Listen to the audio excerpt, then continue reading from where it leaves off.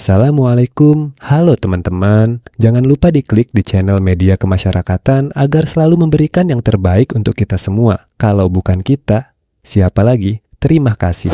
Sore hari ini, Jalan Perintis Kemerdekaan Daya Makassar cukup mengalami kemacetan. Kendaraan ini disebabkan oleh beberapa faktor, termasuk hujan deras yang mengguyur seputar Daya Makassar dan beberapa kendaraan yang melawan arus jalur alternatif. Tips menghadapi kemacetan: tetap berhati-hati dan mematuhi rambu lalu lintas. Mencari informasi terkini terkait kondisi jalan sebelum bepergian, menghindari jam sibuk, dan menggunakan jalur alternatif yang lebih lancar. Sabtu 1 November 2025.